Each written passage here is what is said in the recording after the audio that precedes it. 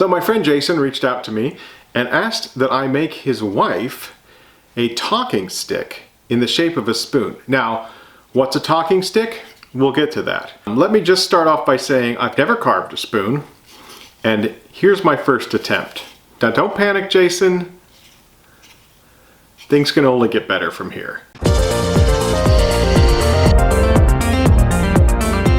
Before we get started on making this, we have to make decisions. It's going to be a hybrid project, partially wood and partially resin.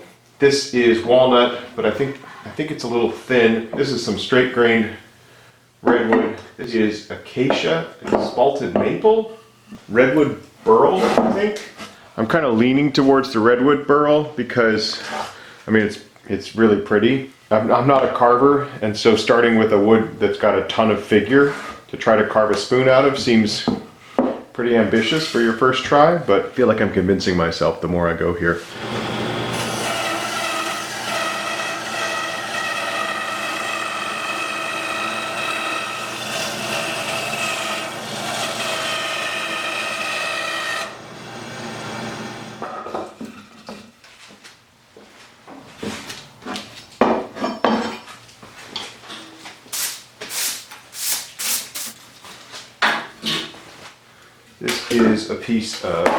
This is a piece of plastic. I think it's called sign board sometimes. And you can see that we've got a bend there now. And this should fit in the middle of them.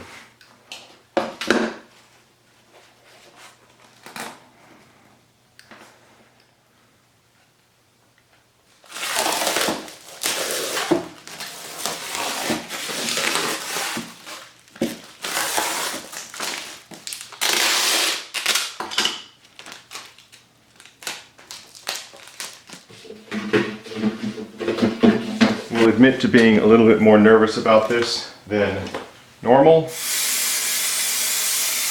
I mean, arguably we're going to be making a humongous blank and we're not going to be using that much of it. I'm not willing to commit to the shape until I get the blank poured. And what we're going to be using for the resin half of this is Total Boat's thick set resin. It is a 3-to-1. It is a 3-to-1. It is a 3-to-1 mix ratio. So part A will go up to this first 6.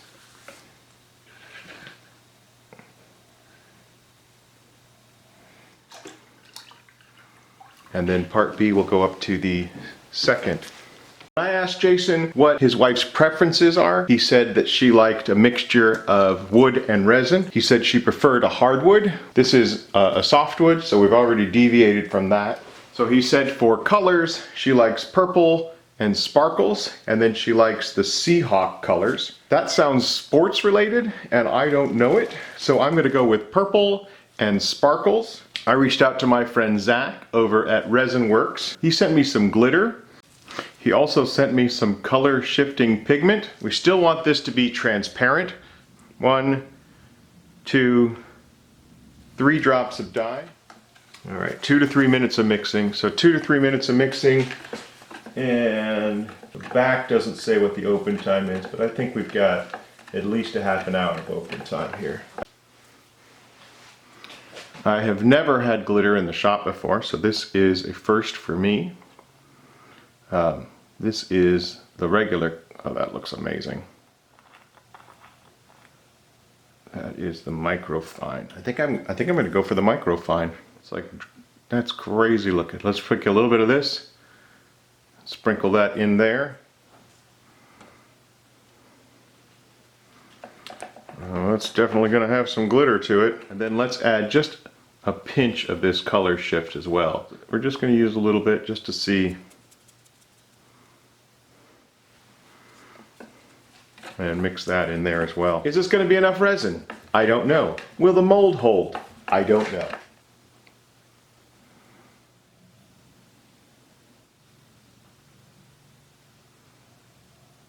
Not quite full. Definitely sparkly. We have a smaller amount of resin, but we're going to use the same amount of dye, which will give us a darker variation. It's like we disintegrated a disco ball in here. All right.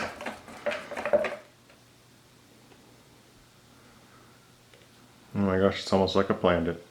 Which it didn't, because we don't have a plan. Boy, I hope I'm smart enough to make a spoon out of this. I'd like to thank BetterHelp for sponsoring this video. If you're a regular viewer, then you've heard me talk about my anxiety and depression. Some weeks are better than others. And on a week that you've had sort of a high, you might think to yourself, I don't really need to do therapy. The regularity of doing your therapy session, I think, is important. Even if you don't have something specific to talk about. I believe that the process of therapy works, and so on a good week, you should talk with your therapist about what went well. Did you go outside more, go for walks, do things that make you feel better? Honestly, that's the time to tell yourself that you've done good. We all know how to beat ourselves up, but we should also know how to compliment ourselves when we actually do things right. BetterHelp's mission is to make therapy more affordable and accessible, because finding a therapist can be hard, especially someone you're comfortable sharing with. BetterHelp can match you to a professional therapist in as little as a few days. And look, if you're not comfortable with that therapist, you can change at any time at no additional cost. If you have any questions about the brand, like how therapists are licensed or vetted, or how customer privacy works, or even therapist compensation, I'm going to include a link in the description that goes into all of these questions and more. Let BetterHelp connect you to a therapist who can support you, all from the comfort of your own home.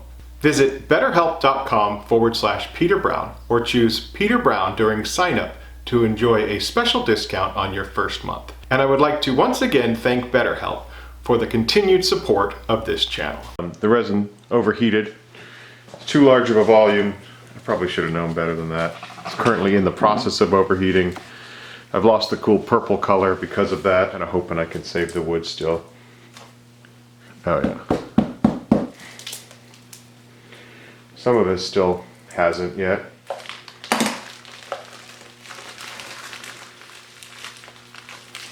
I would like to have a chance to save this wood though.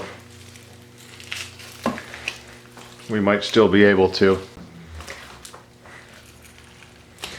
Whoa, that is so hot.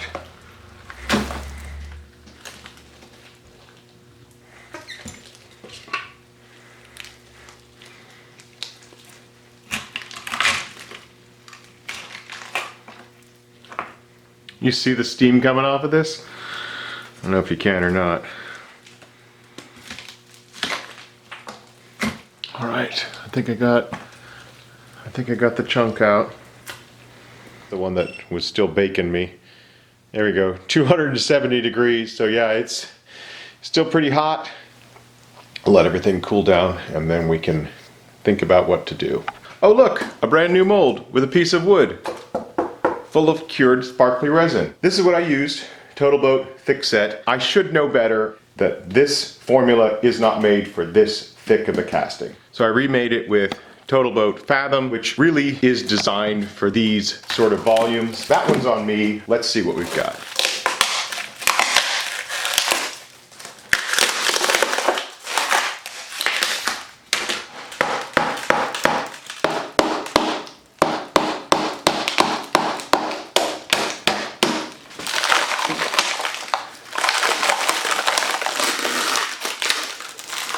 Actually just got the bench all cleaned up, which took about an hour. I ended up making a short on that, so if you haven't seen that, I'll put a link to it.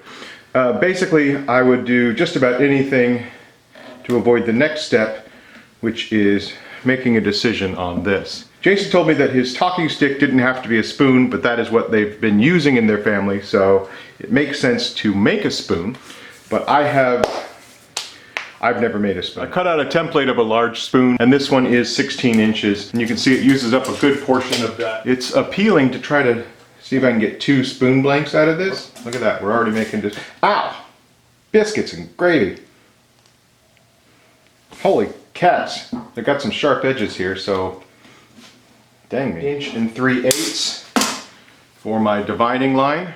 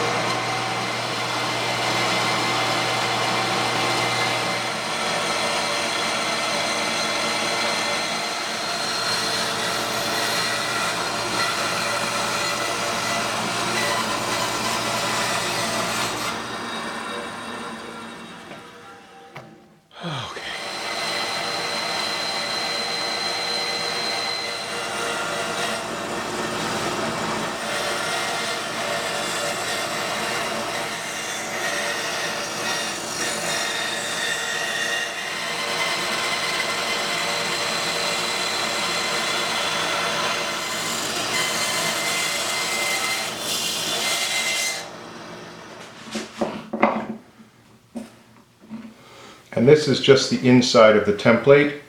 It's just a byproduct of cutting this template out on the laser.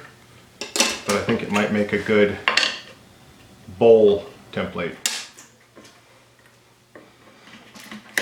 This is a bowl carving knife, gouge. I've never used one. I don't know what I'm doing. Everything I've seen says that you're supposed to use this with green wood. It is redwood. It is highly figured. It is very dry.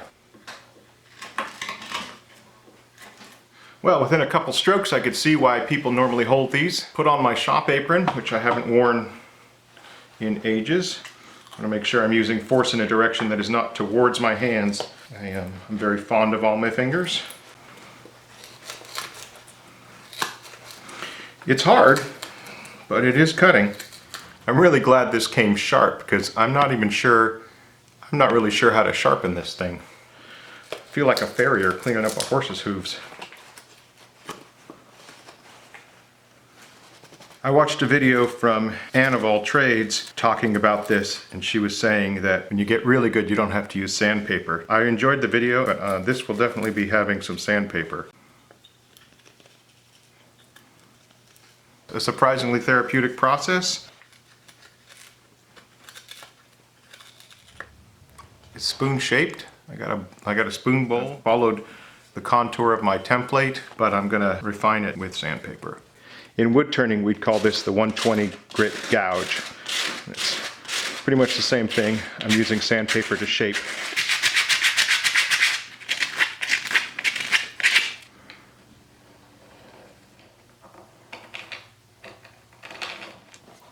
I really like the way this little bit comes out here on this spoon. I think it gives it some personality.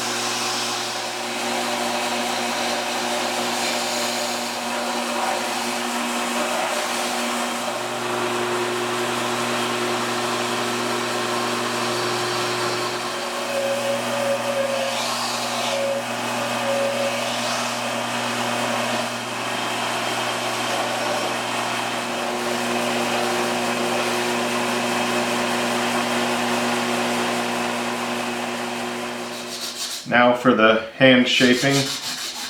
Most of the work was done on the belt sander, but lumps and bumps that need to be smoothed out. I was emailing back and forth with Jason, basically just trying to get some details on what he wanted, what a talking stick was. He sent me this and said I could share it. The purpose of the talking stick is quite simple. Whoever holds the stick gets to talk, and everyone else must listen. At a deeper level, it's a tool to show respect and teach thoughtful discussion. Everyone in the discussion, be they 7 or 37, gets treated the same and is given the respect they deserve. It teaches the listener to focus on what is being said and not responding. The spoon has become a totem to our family, a symbol of respect, a touch tone for calm and clarity. Your gift will enshrine our talking spoon with the honor of importance it deserves. It will show how care and attention can combine fractured parts into a cohesive, functional whole. I'm really touched that he reached out to me to make this for his family. For polishing, I like to use micromesh. It's my favorite system. Micromesh has its own grit system. Starts at 1500, goes through to 12,000. You just work through the grits, one pad at a time, and you'll get a nice, smooth surface. I'm focusing on the resin portion of this. The wood's been sanded up to 800 grit, and that's more than plenty for it. As we get closer here, you can really start to see the purpose of polishing. I will say that it all becomes clear as to why you're doing this. That's kind of a fun squeaking sound. So let's put a little bit of a finish on the wood. I'm going to be using some of this walnut oil. Redwood's just going to get super dark with a finish on it. The wild grain in this wood just really, really is fun.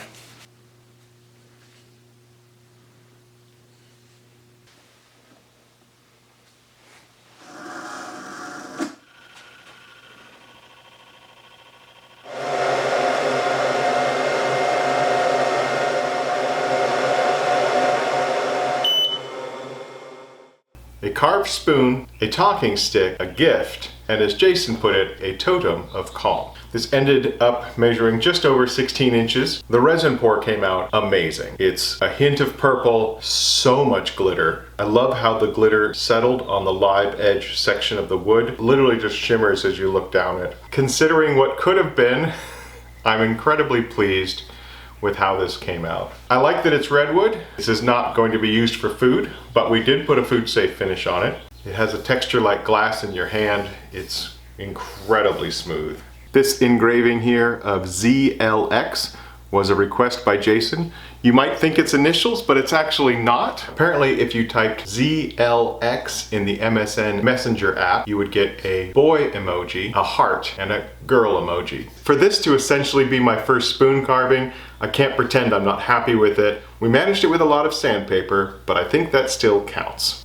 This needs to make its way up to Jason before this video comes out. I'm hoping that his wife won't suspect anything interesting in this box. By the time you see this video, I'm guessing this object will already be in your hands. I hope you like it, and I want to tell you that your husband respects you greatly, and I think that that is the real gift.